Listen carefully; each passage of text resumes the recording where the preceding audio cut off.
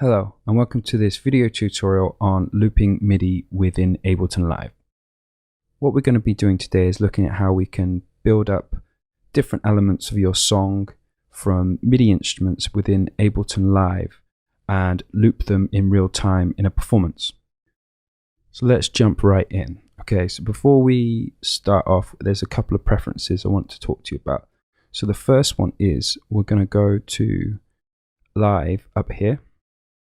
We're going to select Preferences. We're going to go to Record, Warp, and Launch. And there is an option here at the top called Exclusive. Now, as default, Ableton Live turns on the arm and solo to be exclusive. You want to turn the arm off. So it would be like this. You want to just simply turn it off. And what that does is it basically means you can arm multiple tracks. So you can have multiple sources of MIDI coming in, multiple sources of audio coming in at the same time.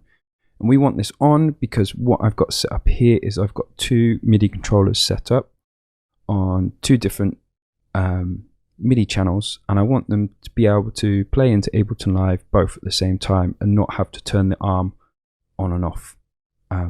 So yeah, that's why that's there. Also, the next preference we're going to change is we're going to go to Edit and we're going to go to Record Quantization.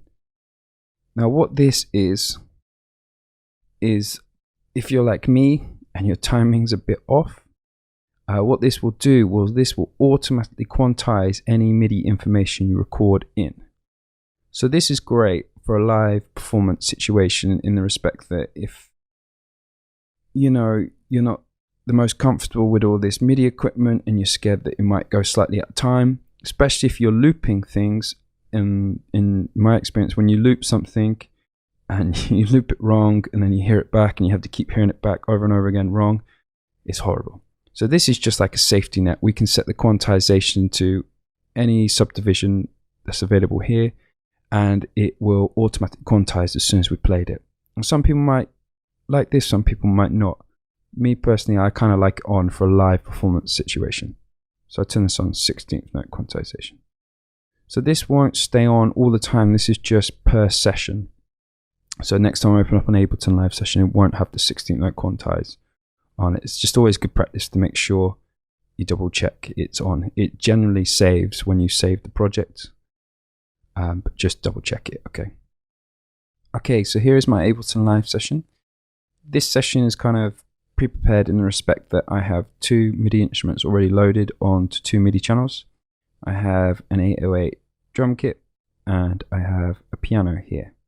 And they're both armed. You can see this down here. And they're both armed because the preference we just turned on, which enables us to be able to arm multiple tracks. Now what we need to do to start looping is we need to create a blank MIDI clip. So how we create an empty MIDI clip is we simply double click on the space and this creates the empty clip for us.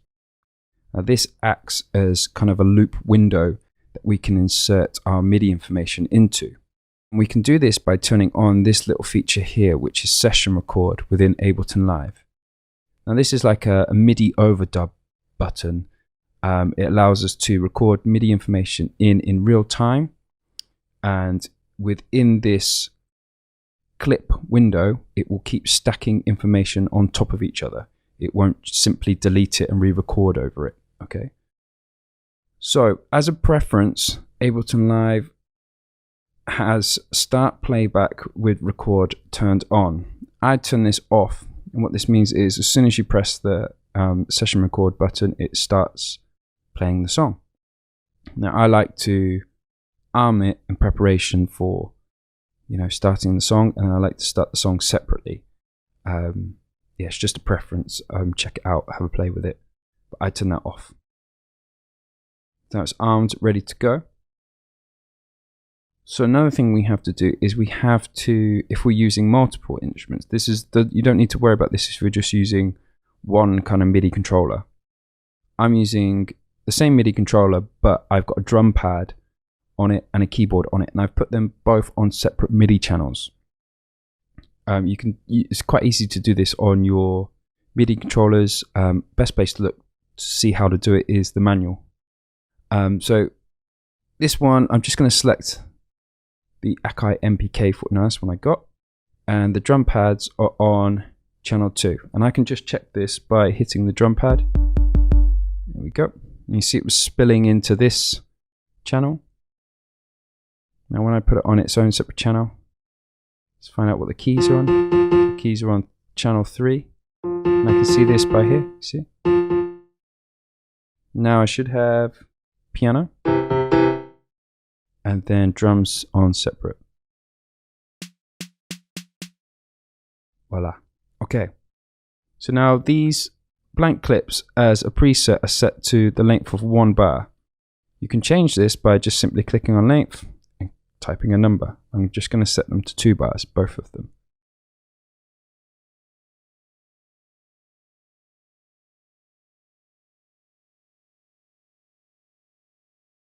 Okay. So now also, before we start, with a DAW, when we press play,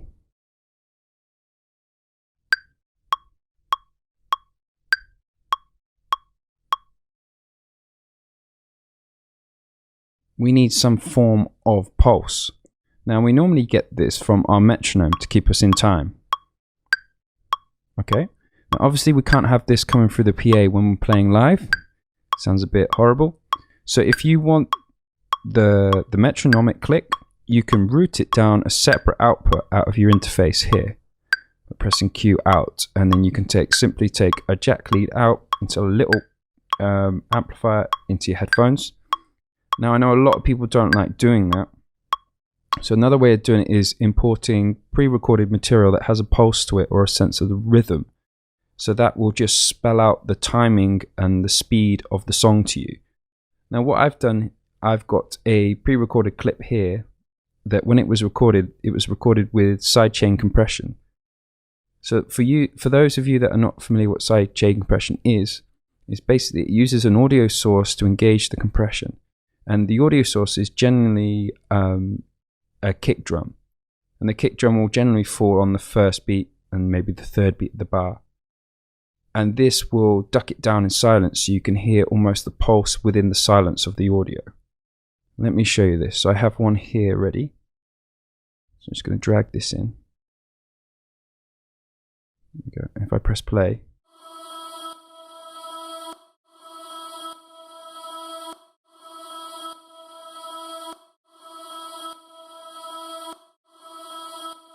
so I'm going to go ahead and record some loops. I'm going to press play on the scene, but first I need to arm the session record. Then when I press play on the scene, these 2 arm tracks, it will turn these 2 clips into loop windows, and I can build up all my MIDI information. So okay, let's go. First off, what I'm going to do actually is I'm going to double click here, which displays what's going on in the clip.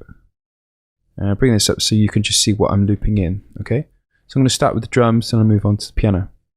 So here we go.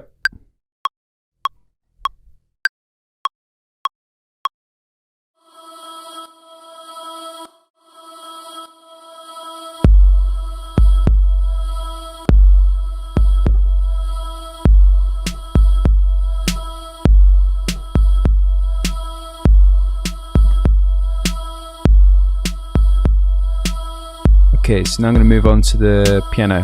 I'm just going to double click here so you can see the clip.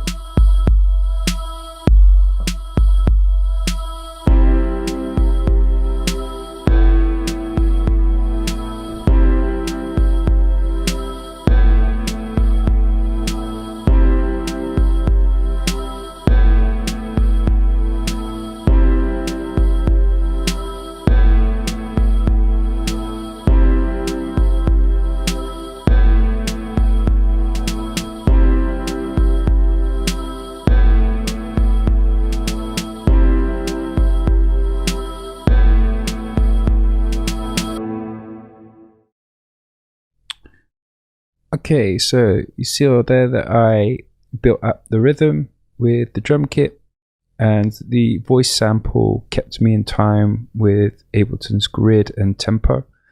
And then from that I entered in some chords, and then because the tracks were still looping round, I had in some extra snares as well. I improvised. So yeah, experiment with this, experiment with different MIDI controllers, different parts of your instrument. You don't just have to do it at the start of the song, you can do it in the middle of a song. And also I'm doing a video on how you can do this with audio as well. So I hope this helps. Any questions, please do give me a shout.